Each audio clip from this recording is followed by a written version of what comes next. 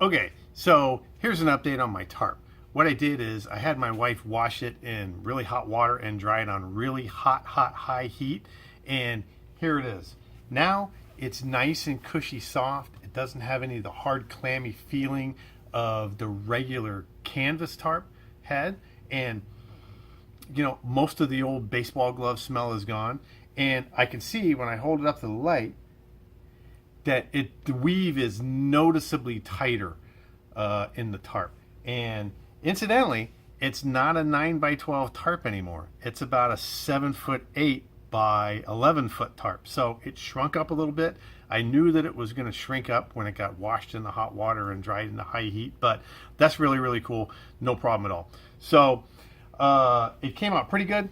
It's nice and soft. I think it's ready to get dyed, and then it's ready to get waterproofed. So I'm going to show you that process here pretty soon.